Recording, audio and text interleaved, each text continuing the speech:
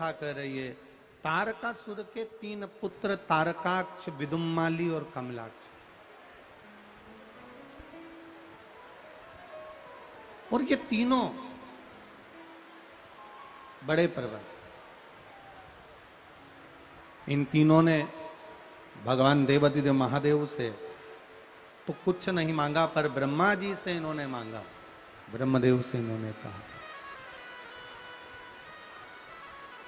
और ब्रह्मा जी से निवेदन करा, ब्रह्मदेव से निवेदन करा, महाराज हमको अगर कुछ देना है आपको तो दे दीजिए कि 3 पुरी का निर्माण हो जाए, 3 नगर का निर्माण हो जाए, 3 अलग अलग नगर बस जाए। और ये 3 नगर जो बसें,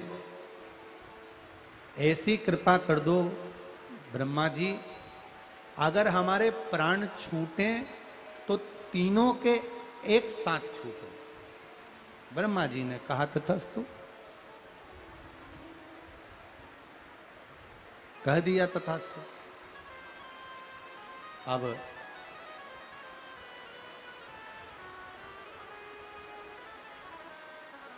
तीनों अलग अलग पुरियों में जाकर निवास करने लगे, तीनों अलग अलग नगर में जाकर निवास करने लगे।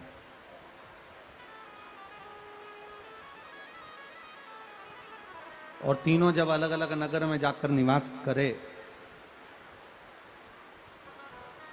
समय बीता। अब इनको मालूम पड़ गया कि हम तीनों मरेंगे तो एक साथ मरेंगे, तीनों की मृत्यु होगी तो एक साथ होगी, इसलिए तीनों ने उपद्रव करना प्रारंभ कर दिया। और इतना उपद्रव किया कि इंद्रलोक हिलने लगा, देवलोक हिलने लगा, सारे की सारे देवता सब भगवान ब्रह्मा जी के पास में गए और ब्रह्मा जी से जाकर निवेदन करा, ब्रह्मदेव से, प्रभु कुछ कृपा करिए,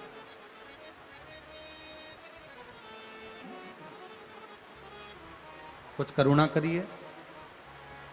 ब्रह्मा जी ने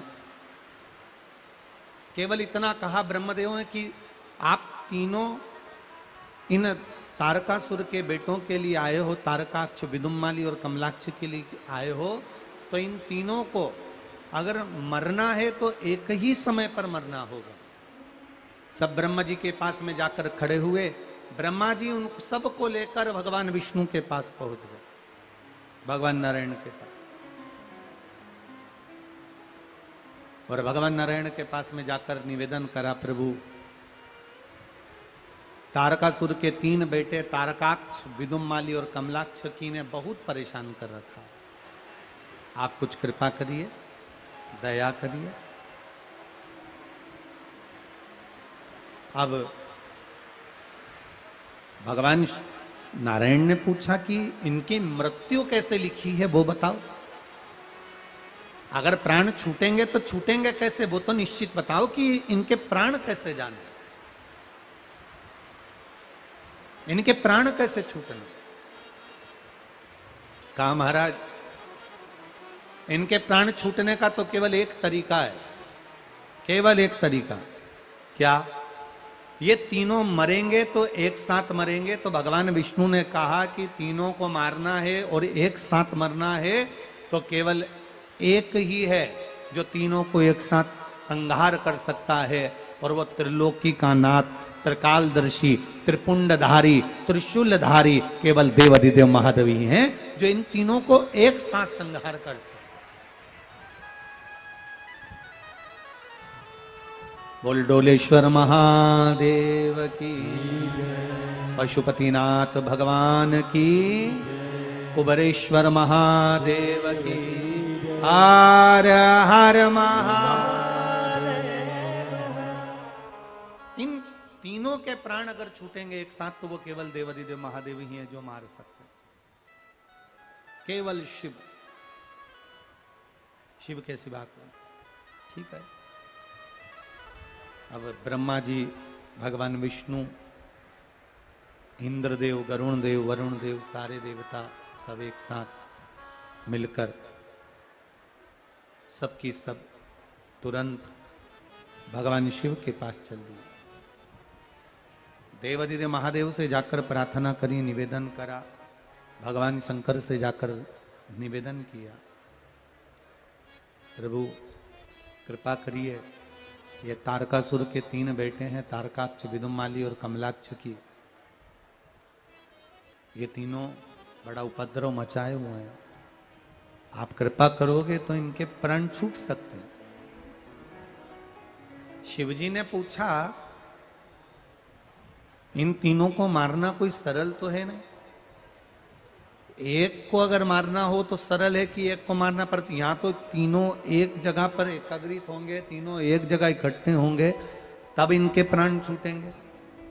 और एक रहता है कहीं, एक रहता है कहीं, अब जरा विचार करो, एक दक्षिण में रहे, एक पूरब में रहे और एक पश्चिम में रहे, तो इन तीनों को इकट्ठा करना भारी है। इन तीनों को एकत्रित भी तो करना पड़ेगा, और तीनों एकत्रित होंगे तब तो मरेंगे ना।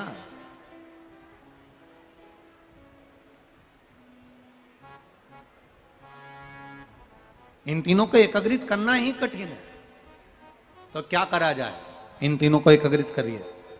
भगवान शंकर ने कहा, एक काम करो, 33 कोटि देवता सारे के सारे पशु बन जाओ, मैं तुम्हारा पति बनता हूं। पति का मतलब होता है भरण पोषण करने वाला, पति का मतलब होता है संभालने वाला,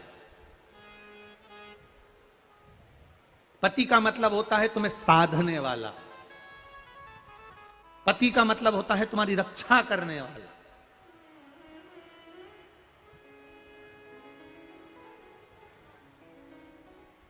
इसलिए उसको कहते हैं पशुपति नाथ।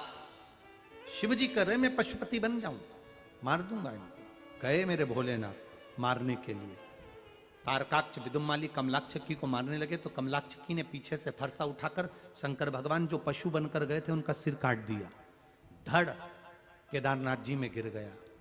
शीश डोलेश्वर महादेव, पशुपतिनाथ के रूप में डोलेश्वर महादेव में आकर गिर गया। शीश डोलेश्वर महादेव के रूप में आकर गिरा। कभी एकांत में जाकर डोलेश्वर महादेव का दर्शन करना। शंकर भगवान जो पशु का रूप धारण करे थे, उनका जो शीश था, उनका जो चेहरा था, जब धड़ नीचे गिरा तो शीश वहां जाकर गिरा। एक पशु का जो चेहरा होता है, उसके जो नेत्र होते हैं, उसका जो मुख होता है, उसका जो स्वरूप होता है, कभी एकांत में डोलेश्वर महादेव का दर्शन करना। महादेव जो पशु का रूप रख कर गए थे, धड़ जो केदारनाथ में रहा और शीश जो डोलेश्वर महादेव में रहा, आपको उस पशु के शीश जैसा भगवान का डोलेश्वर महादेव का पूरे शीश का दर्शन हो जाएगा। ब्राह्मण देवता से कहोगे तो वो बता भी देंगे। आप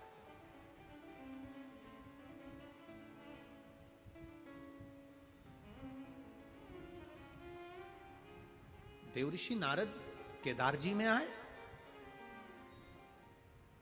भगवान नारायण से मिलते हुए देवऋषि नारद केदार पहुंचे,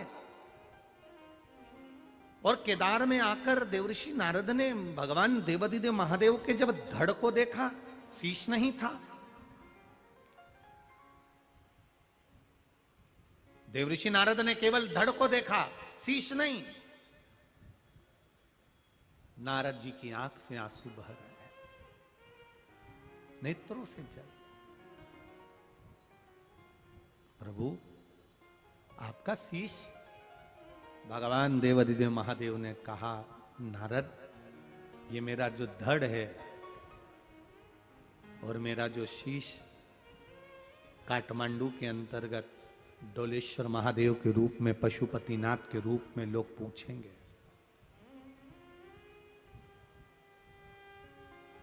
वो कोई साधारण नहीं है।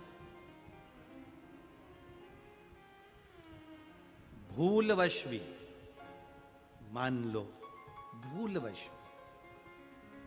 कोई भूल से भी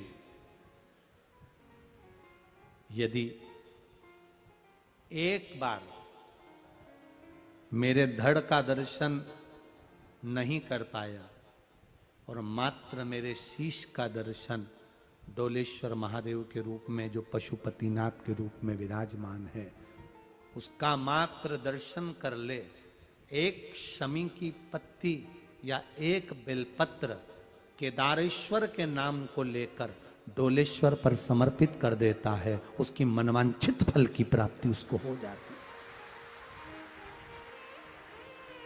नाम केदारेश्वर का बोलकर डोलेश्वर पर एक शमी की पत्ती, एक बेलपत्र कोई भूल वश भी समर्पित कर दे तो उसकी मनवांछित फल की कामना पूर्ण हो जाती। मिथिला में रहने वाले, जनकपुरी में रहने वाले, इस नेपाल देश में रहने वाले श्री उदयनाचार्य जी,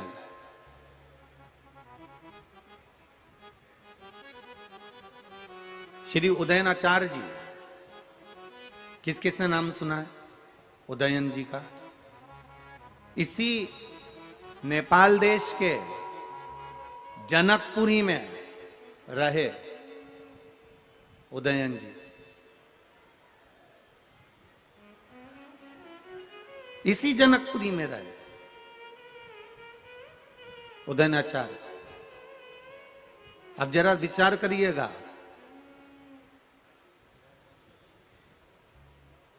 उस समय पर पूरे चारों तरफ सब जगह पर सनातन धर्म को नीचे दबा दिया गया था। सनातन धर्म को नीचे दबा दिया गया था। एक समय ऐसा आया था कि जो वेद पुराण शास्त्र को पढ़ता था, जो वेद पुराण शास्त्र को जानता था, जो वेद पुराण शास्त्र का स्मरण करता था, उसको भी नीचे दबा दिया गया था, मार दिया गया था। अब देखिएगा जरा, इस नेपाल देश ने, इस नेपाल देश के विद्वानों ने संपूर्ण विश्व को क्या दिया? पूरे विश्व को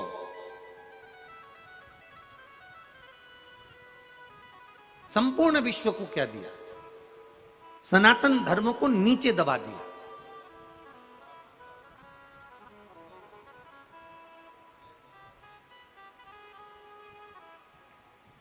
तब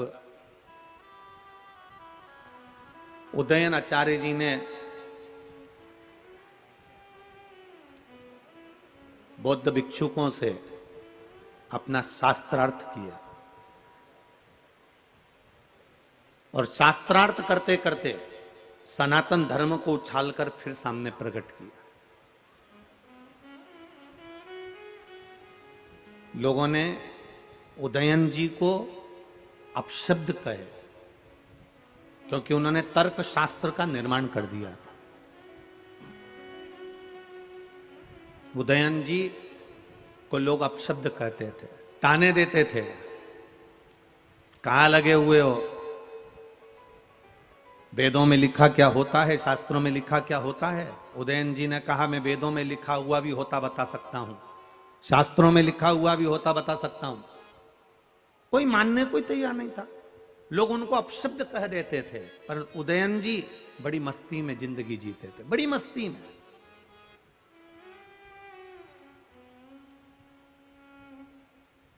उदयन जी ने अपनी जिंदगी में केवल एक बात जनमानस को बताई, एक बात संपूर्ण विश्व को दी है, एक बात संपूर्ण जगत को दी है। उन्होंने कहा, जैसे रहो खुश होकर रहो, जैसे रहो अलमस्त रहो। अपनी जिंदगी को जितने आनंद में जी सकते हो जियो।